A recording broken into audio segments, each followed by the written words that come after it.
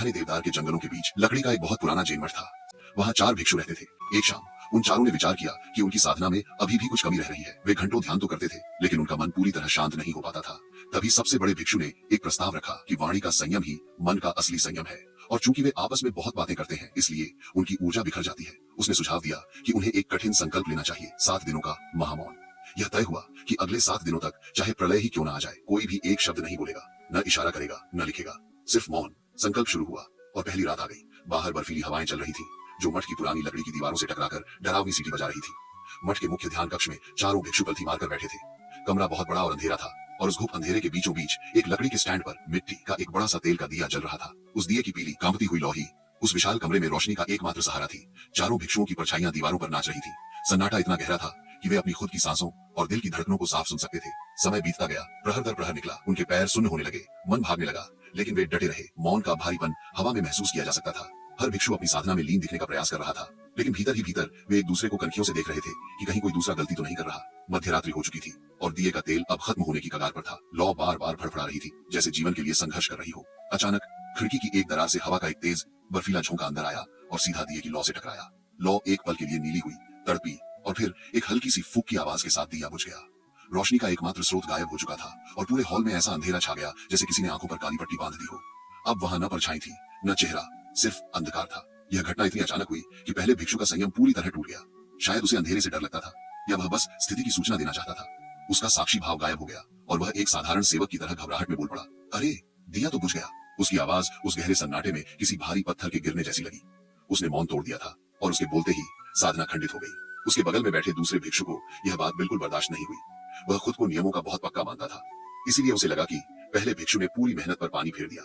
उसने अंधेरे में ही गुस्से और झुंझलाहट के साथ उसे डांटते हुए कहा, मूर्ख इंसान, तुम्हें याद नहीं, हमने कसम खाई थी, तुमने बात क्यों की?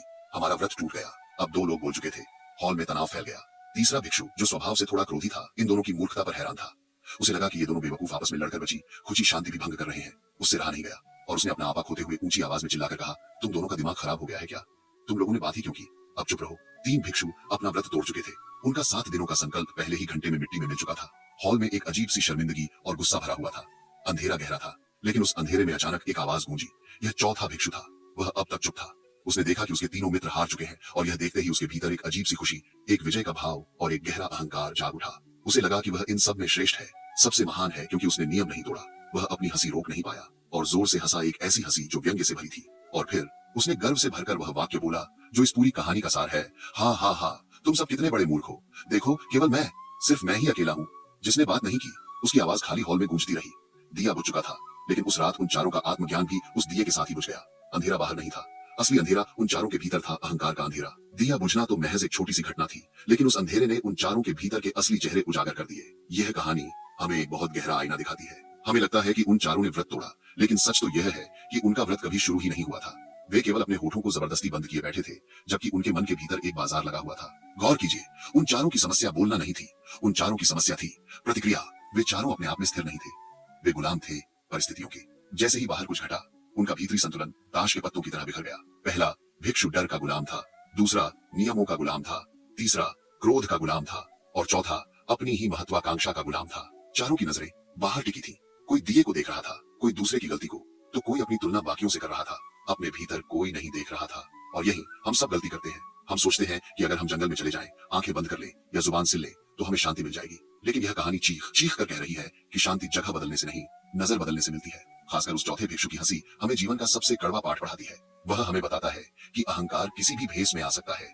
वह शोर में भी है और वह सन्नाटे में भी है, बल्कि जो अहंकार धार्मिकता और मौन का चोला ओढ़कर आता है, वह सबसे ज्यादा जहरीला होता है, क्योंकि वह आपको यह भ्रम दे देता है कि मैं तो सही हूँ, बाकी सब गिरे हुए हैं। मौन कोई कृत्य नहीं है जिसे आप कर सके।